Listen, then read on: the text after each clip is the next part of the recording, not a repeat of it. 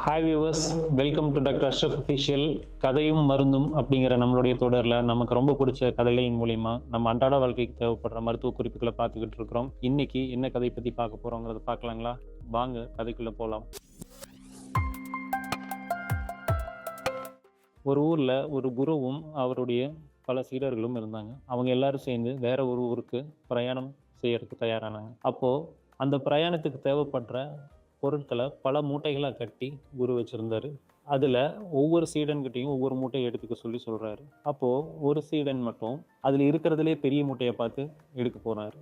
மற்ற சீடர்கள்லாம் பார்த்து, உனக்கு என்ன அறிவு வாங்கி போயிடுச்சா? எதுக்கு இவ்வளோ வெயிட்டை நீ தூக்கறதுக்கு முயற்சி பண்ணுற? பேசாமல் எத்தனை சின்ன மூட்டை இருந்ததில்ல, அதில் தான் ஒன்று எடுத்துருக்கலாம்ல அப்படின்னு சொல்கிறாங்க. அதுக்கு அந்த சீடன் ஒன்றும் பதில் சொல்லாமல் பேசாமல் சிரிச்சுட்டு அந்த மூட்டையை கஷ்டப்பட்டு சுமந்துட்டு வர்றாரு. கொஞ்சம் நேரம் போனதுக்கப்புறம் ஒரு மண்டபம் வருது. அங்கே எல்லாரும் தங்குறாங்க. அப்போது இந்த சீடன் எடுத்துகிட்டு போன மூட்டையில் இருந்த உணவுப் பொருட்களை எல்லாரும் சாப்பிட்றாங்க. அதுக்கப்புறம் மறுபடியும் பிரயாணம் பண்ணுறாங்க. மறுபடியும் சாயந்தரம் இன்னொரு மண்டபம் வருது. அங்கேயும் இந்த சீடன் எடுத்துகிட்டு போன மூட்டையில் இருந்த உணவுப் பொருட்களை எல்லாரும் சாப்பிட்றாங்க. இப்படியே அந்த சீடன் எடுத்த அந்த பெரிய மூட்டையில் இருந்த உணவுப் பொருட்கள் கொஞ்சம் கொஞ்சமாக கம்மியாகிட்டு கடைசியில் அந்த ஊருக்கு போய் சேரும்போது கிட்டத்தட்ட அவர் வெறுங்கை வீசிட்டு வரார். அப்போது அந்த சீடன் மற்ற சீடர்களை பார்த்து கேட்குறாரு, என்கிட்ட நான் முட்டாளா அப்படின்னு கேட்டிங்க இல்லையா? இப்போது யார் புத்திசாலி யார் முட்டாளுங்கிறது உங்களுக்கு தெரியும் இல்லையா அப்படின்னு சொல்கிறார். என்ன வியூவர்ஸ், கதை பிடிச்சிருந்தா இதே மாதிரி தான் மருந்தை நம்ம உடலில் செலுத்துறதுக்கு பல வழிமுறைகள் இருக்குது. உதாரணத்துக்கு நம்ம மாத்திரைகளை வாய் மூலியமாக எடுத்துக்கிறோம் இல்லையா?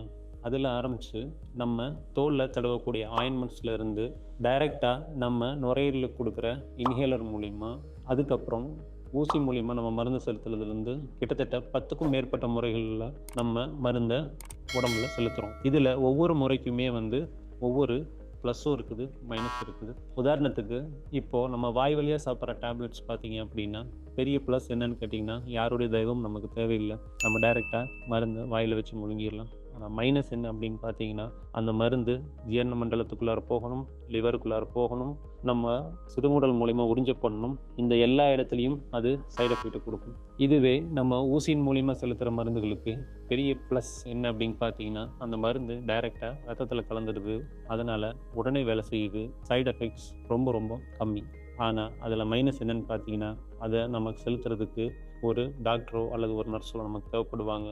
ஊசி செலுத்துகிற இடம் நமக்கு வலியும் வீக்கமும் கொடுக்கும். இப்போது இருக்கிறதுலையே பெஸ்ட் ரூட் ஆஃப் அட்மினிஸ்ட்ரேஷன் எது அப்படின்னு கேட்டிங்கன்னா, ஊசி மூலிமா டைரெக்டாக ரத்தத்தில் செலுத்துகிற அந்த முறை தான் best method of drug administration. இருக்கிறதுலே சிறந்த முறை உங்களுடைய மருந்தை உடம்புல செலுத்துறது. இது எதுக்காக அப்படின்னு கேட்டிங்கன்னா, ஊசியில் டைரெக்டாக நம்ம ரத்தத்தில் மருந்து செலுத்துறது மூலிமா அந்த மருந்து உடனடியாக வேலை செய்ய ஆரம்பிக்குது. ரெண்டாவது, சைடு எஃபெக்ட்ஸ் மிகவும் குறைவு. அந்த புத்திசாலி சீடன் எப்படி அப்போ இருக்கிற சிரமத்தை பார்க்காம தொலைநோக்கு பார்வையுடன் போய் அந்த பெரிய மூட்டையை எடுத்தாரோ, அதே மாதிரி நம்மளும் ஊசி போடும்போது இருக்கிற சிரமங்களை பார்க்காம தொலைநோக்கு பார்வையுடன் சிந்தித்து ஊசியின் மூலம் மருந்து செலுத்துவதை ஏற்றுக்கொள்வோம். என்ன வியூவர்ஸ், கதை பிடிச்சிருந்தது அப்படின்னா உங்களுடைய ஃப்ரெண்ட்ஸ் அண்ட் ஃபேமிலிஸ்க்கு கதையை ஷேர் பண்ணுங்கள். இன்னும் நம்ம சேனலை சப்ஸ்கிரைப் பண்ணலைன்னா சப்ஸ்கிரைப் பண்ணுங்கள். தேங்க்ஸ் ஃபார் வாட்சிங் அண்ட் கீப் ஷேரிங் இன்ஃபர்மேஷன்.